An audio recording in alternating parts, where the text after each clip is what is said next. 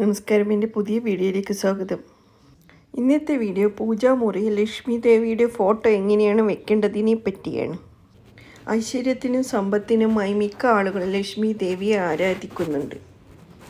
ഹിന്ദു പുരാണം അനുസരിച്ച് ലക്ഷ്മി ദേവിയെ സമ്പത്തിൻ്റെയും സമൃദ്ധിയുടെയും ദേവതയായിട്ടാണ് കാണുന്നത്.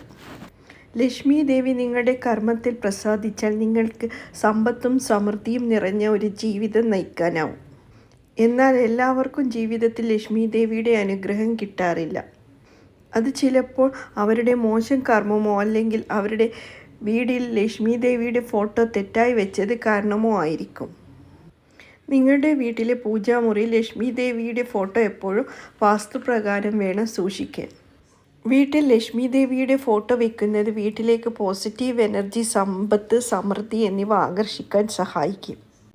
വീട്ടിൽ ലക്ഷ്മി ദേവിയുടെ ഫോട്ടോ സൂക്ഷിക്കാൻ ഏറ്റവും നല്ല സ്ഥലം നിങ്ങളുടെ വീടിൻ്റെ വടക്ക് കിഴക്ക് ഭാഗമാണ്. നിങ്ങളുടെ വീട്ടിൽ ഒരു പൂജാമുറി പണിയാൻ ഏറ്റവും അനുയോജ്യമായ സ്ഥലമാണ് ഈ മൂല.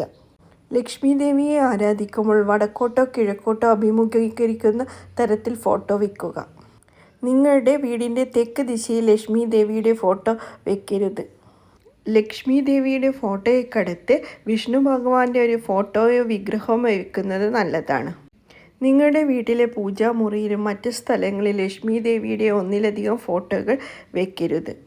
ലക്ഷ്മി ദേവിയുടെ എല്ലാ ഫോട്ടോകളും 2 കൈകൾ കൊണ്ട് സമ്പത്ത് നൽകുന്ന ദേവിയുടെ ചിത്രമാണുള്ളത്. ലക്ഷ്മി ദേവിയുടെ ഉദാരവും ദയുള്ളതുമായ സ്വഭാവമാണ് ഇത് കാണിക്കുന്നത്. പോസിറ്റീവ് ശക്തികളെ പ്രതിഫലിപ്പിക്കുന്ന ചുവപ്പും സ്വർണവും നിറത്തിലുള്ള സാരി ധരിച്ചാണ് ദേവി കാണപ്പെടുന്നത്. എല്ലാ പ്രതിബന്ധങ്ങൾക്കും എതിരായി നന്മ ചെയ്യുന്നതിൻ്റെ പ്രതീകമാണ് താമരപ്പൂവ്. ജീവിതത്തിലെ എല്ലാ പ്രതിബന്ധങ്ങൾക്കും എതിരായി കഠിനാധ്വാനം ചെയ്യുന്ന വ്യക്തിക്ക് ലക്ഷ്മി തൻ്റെ അനുഗ്രഹം ചൊരിയുന്നു എന്ന് ഇത് കാണിക്കുന്നു. ജീവിതകാലം മുഴുവൻ സത്കർമ്മങ്ങൾ ചെയ്യുന്നവർക്ക് ദേവി എപ്പോഴും ആരോഗ്യവും സമ്പത്തും നൽകി അനുഗ്രഹിക്കുന്നു. ലക്ഷ്മി ദേവി നിൽക്കുന്ന രൂപത്തിലുള്ള ചിത്രത്തേക്കാൾ നല്ലത് താമരയിലിരിക്കുന്ന രൂപത്തിലുള്ള ചിത്രമാണ് വീട്ടിൽ വെക്കാൻ കൂടുതൽ നല്ലത്. പ്രവേശന കവാടത്തിന് അഭിമുഖമായി ലക്ഷ്മി ദേവിയുടെ ചിത്രം വയ്ക്കുന്നത് നല്ലതല്ല. അത് പോസിറ്റീവ് എനർജിയുടെ ഒഴുക്കിനെ തടസ്സപ്പെടുത്തുന്നു. കിടപ്പുമുറിയുടെ തെക്ക് കിഴക്കേ മൂലയിൽ ലക്ഷ്മി ദേവിയുടെ ഒരു ചെറിയ ഫോട്ടോയോ വിഗ്രഹമോ വെക്കാവുന്നതാണ്. വാസ്തുപ്രകാരം ഈ മൂല സമ്പത്തായും സാമ്പത്തിക സ്ഥിരതയായും ബന്ധപ്പെട്ടിരിക്കുന്നു. ഉറക്കത്തിന് അനുകൂലമായ അന്തരീക്ഷം നിലനിർത്താൻ കിടക്കയുടെ ചുവട്ടിലോ കിടക്കയ്ക്ക് നേരെ അഭിമുഖമായോ വെക്കുന്നത് ഒഴിവാക്കുക. വീട്ടിൽ ലക്ഷ്മി ദേവിയുടെ നിൽക്കുന്ന തരത്തിലുള്ള വിഗ്രഹം വെക്കരുത്.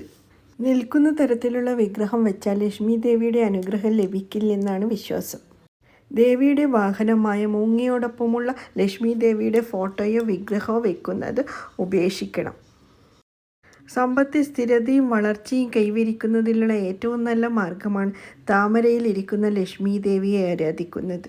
ലക്ഷ്മി ദേവിയുടെ ഇരുവശത്തും ആനകളുള്ള ഫോട്ടോകളും വളരെ ശുഭകരമാണ്. ആനകൾ തുമ്പിക്കൈ കൊണ്ട് നാണയങ്ങൾ വർഷിക്കുകയാണെങ്കിൽ അത് നിങ്ങളുടെ വീട്ടിലേക്ക് സമ്പത്തും പണവും ആകർഷിക്കും.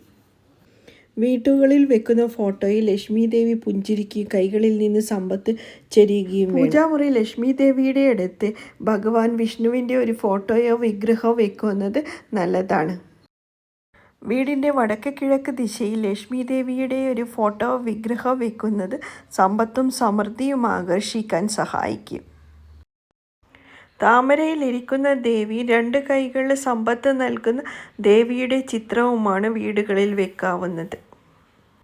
അപ്പോൾ ഇന്നത്തെ വീഡിയോ ഇത്രയുള്ള എല്ലാവർക്കും നമസ്കാരം.